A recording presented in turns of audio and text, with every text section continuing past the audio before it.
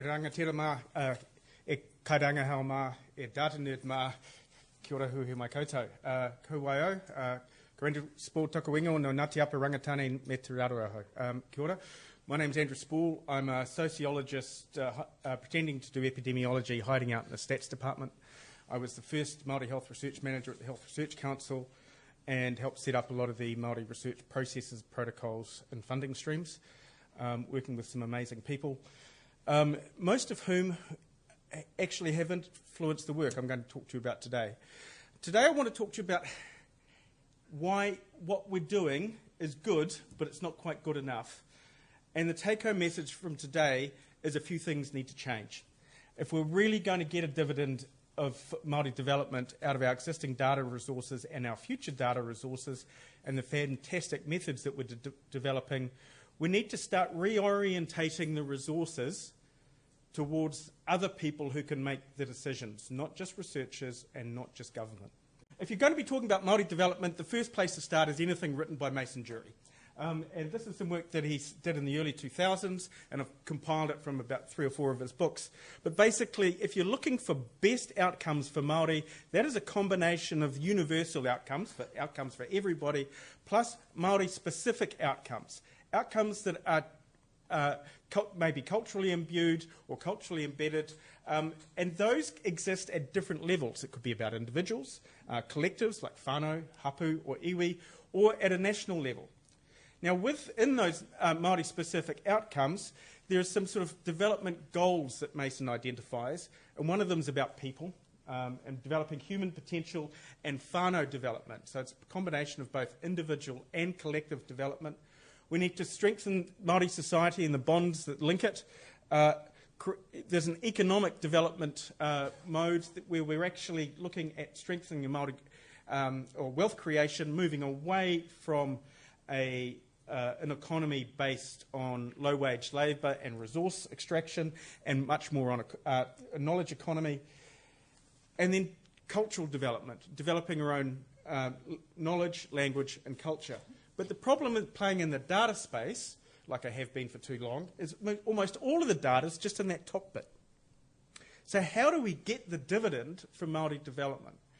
Because we need to, because we have an extraordinary opportunity within the Māori population based on our demographic profiles. Half of our population are under the age of 25, and that means that we actually have a growth trajectory in our population that is quite different from the total population. And we are never going to hit the stage where we have more young people than we have old people. Never. Right? So that is quite different from the demographic dynamics within the non-Māori population, and that means that the lessons that we learn from the life course work and the intergenerational work that we're doing now, we can have an immediate application and see some really quick effects at quite a large scale. However, I'm a bit of a big data cynic, although I do obviously play in this space. And if anybody hasn't read Cathy O'Neill's book, they need to, Weapons of Math Destruction. And basically what she's saying is that data is a social product, and so is its analysis. And a lot of the data that is collected, existing, it has is imperfect, the models are imperfect, it has embedded values, and those can actually have the effect of creating some self-fulfilling feedback loops. And the broken glass policing policy in New York is one classic example. And she sees unfettered big data use as actually increasing inequality and threatening democracy. So in the New Zealand context, how can the big data resources that we've got, which is mainly government data, and are mainly about about deficits, our ill health data, our health data is mainly about ill health, right? How can deficit data, which is accessible by only a very few, inform Māori development? And one of the key starting points is we need some transparency and engagement. Here's some work I did earlier. I've been involved with the Stan Walker's whānau stomach cancer project for about 25 years, and have had a long-term interest in stomach cancer. And that came about because a local GP published some work in the NZMJ on their family in the 1960s, and nothing happened for 30 years. apart from lots of people dying.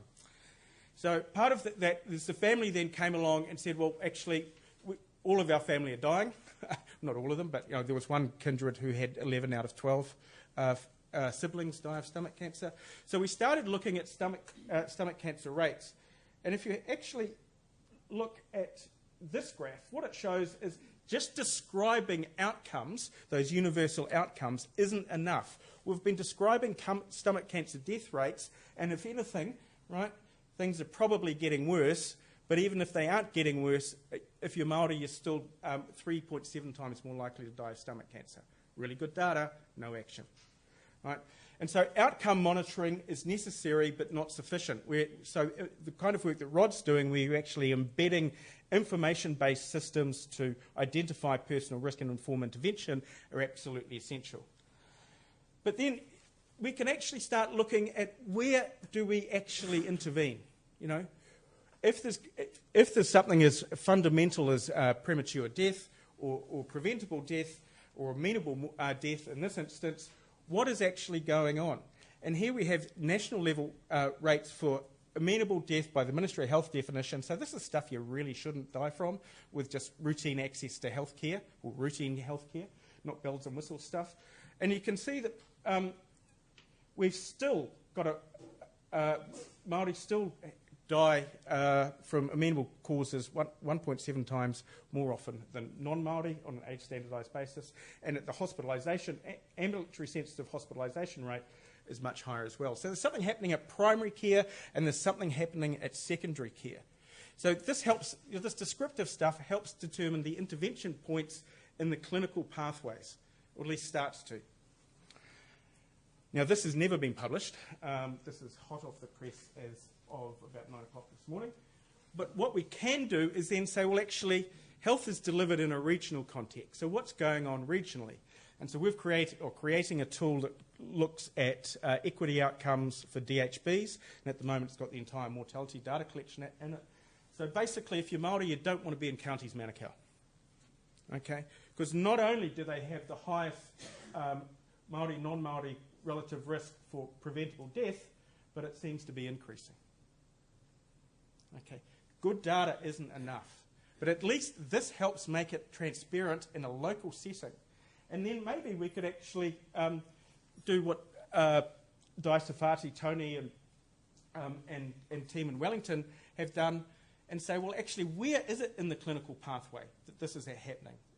What is actually going on? What they've found is that at every single step in the cancer treatment pathway, there's inequity. So it's not just a big one racist doctor, right? Every single step, there's something going on that's different between Māori and non-Māori. This we can act on, right? Especially if we then put it in a local context. And this goes way back to some early work that Ero Pōmairi did in the 1980s, where they found that one of the reasons that Māori kids were being hospitalised with asthma is because in the paediatric asthma clinics, they weren't being given preventers. Because the paediatricians at the time, dispensing paediatricians or prescribing paediatricians, thought that the kids would lose them. Okay, so these kids ended up with hospitalisations. But unbundling it like this, we actually can see the steps in the pathway. But again, a lot of this work isn't systematic. Right? It's ad hoc, it's bespoke, and it's quite often research funded.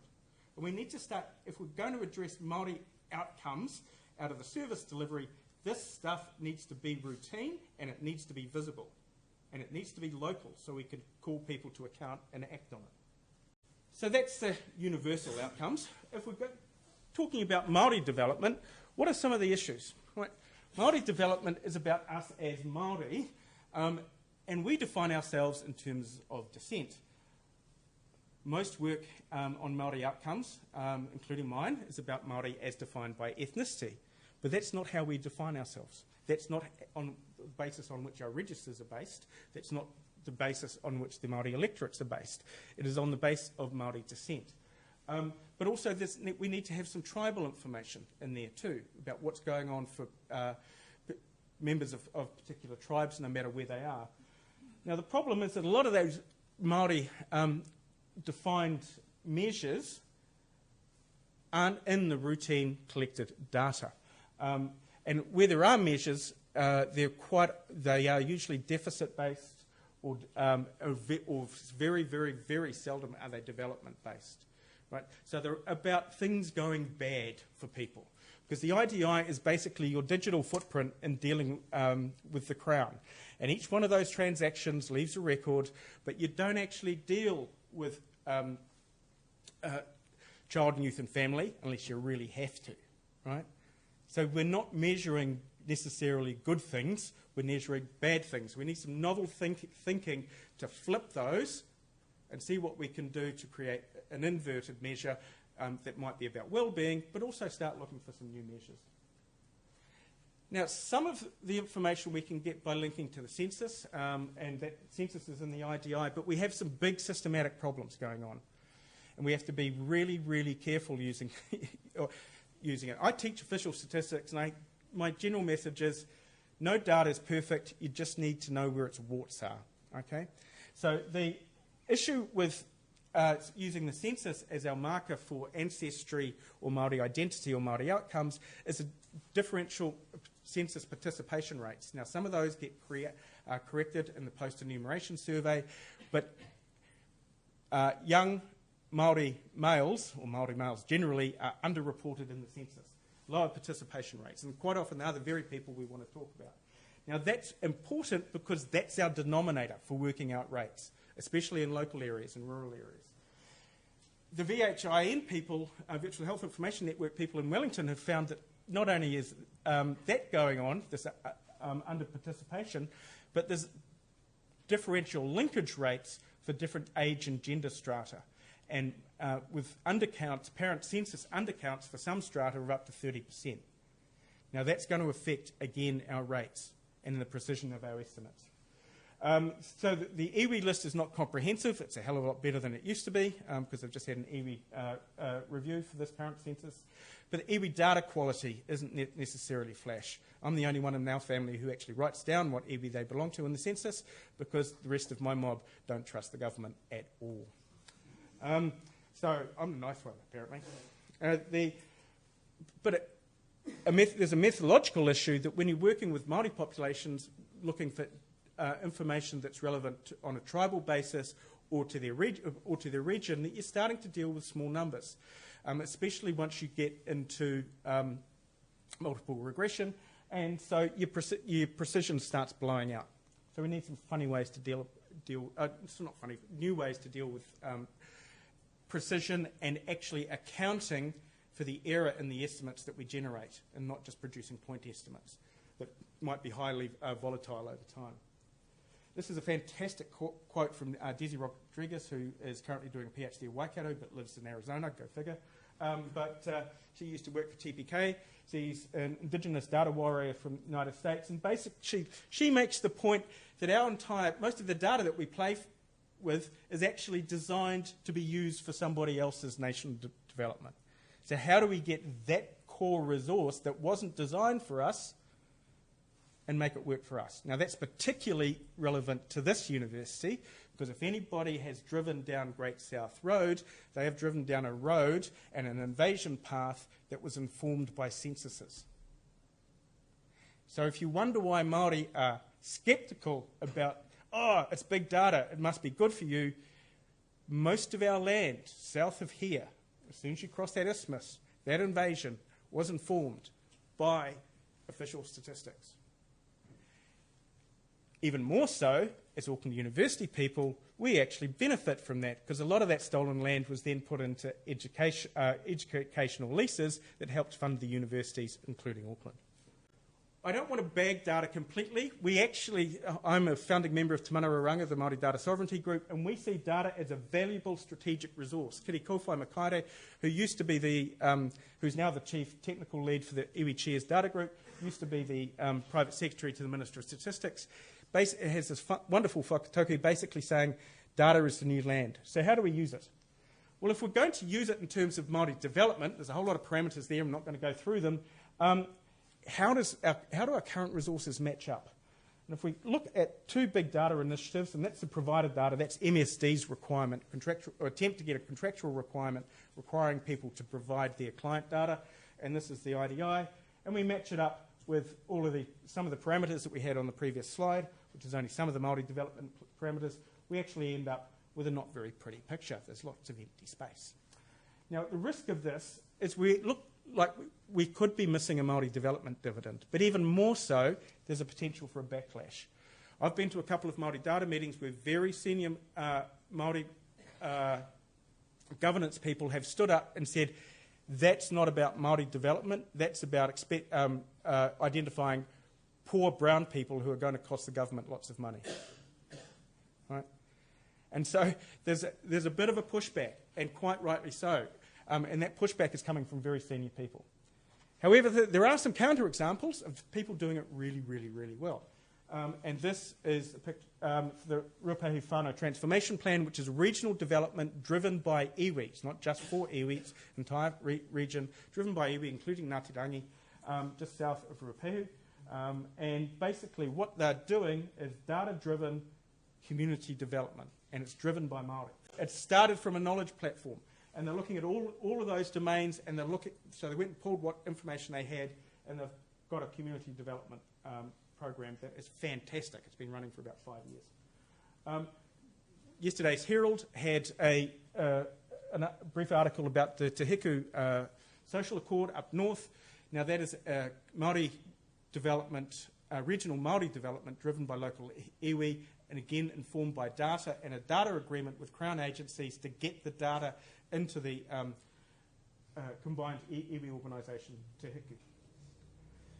At a national level, whānau order, right, is looking to change the delivery of wellbeing from that individual-focused model to a whānau-focused model, but has a few hiccups because it's getting information that can contribute to that is actually quite tricky, because we want information about what's going on for the whānau and for their wellbeing. Now that means different data, but it also means different concepts of things like SES and life course, right? Because one of the things here is they're saying, what can we fix now, right? And if you say, oh, your NZSEI measure is your occupation, so you're a plumber or you're unemployed, so maybe that's what we need to fix, or it's an NZ debt measure, so basically we don't know what to fix. It could be any one of those factors. Dan's new metric enables unbundling that and with a bit more precision to actually look at individual factors that are contributing to that individual wellbeing. But we also need some whānau level wellbeing measures as well. So what is actually going on? We've got a number of things going on in improving Māori data capability and capacity. It's not just me standing up here complaining. And part of it's building data system responsiveness in the existing data resources and building capability. Now, you've seen a little bit of the data visualization stuff. That's the subject for a whole new talk. But basically, we're putting a data visualizer that can read official data. And it's point and click. And it's, surprise, surprise, it's based in R, where I'm from. But the other thing we're doing is we have created a way of getting user-defined boundaries, GIS boundaries, within the data system in New Zealand. Now, this is a first. It's only a prototype, and Stats New Zealand would, if I say go for it and go and ask Stats New Zealand, they'll get really cross because they haven't got the resources to do it. But it's the fact that a lot of the data resources in New Zealand are around government boundaries. In fact, they're all around government boundaries. So the local authorities, lots of local authority data, census area units have data, and that's the area of which data is most routinely available. But they don't match tribal boundaries, right, because they follow things like motorways and highways, which are not traditional boundary markers. So maybe we could go to mesh blocks, but once you go to mesh blocks, they really don't match tribal boundary descriptions. They lack detail, they change over time, and with that small number, you end up with some big problems with confidentialization-induced errors as well as small n errors. So we created a way where actually a user can get define a GIS area and cut the data around that area. And that has worked, and we've got the first 2 data extracts on the basis of that out of the linked data out of the IDI. What we're trying to do is get tribes to work with the existing resources to get what they can and identify the gaps so they can go and collect their own data. Now, we're not the only ones thinking about locally driven data needs. If anybody saw Julia Lane's talk, she's actually received donking great grant, federal grant, to do exactly that in the United States. We're doing exactly the same with Te Kupenga, the Māori Social Survey, and what we're doing there is we are creating a longitudinal study, a permanent longitudinal resource inside the IDI that has its foundations in Te Kupenga 13, which is a Māori, a nationally representative sample of Māori with 5,549 participants, and we're going to follow them across the IDI, through the IDI, and into the longitudinal census database. It's going to be permanent. Other people can use it, and it's just been funded by the HRC, so it's been really grateful. But we are going to swing this resource around so it focuses local communities, working with 2 local communities, including Te Hiku, putting data labs in there and getting this resource and putting a point-and-click analyzer over it so you don't have to be a SQL and SAS geek in order to extract value out of this data lab. What needs to change? Basically, we need to get the universal outcomes need to be addressed systematically, right? Stuff needs to be reported on systematically, and so our effort can go and producing these Māori-specific outcomes that are going to be locally driven according to local needs. So that means we need to change what is measured, who can access it, how it's accessed, and how it's analysed.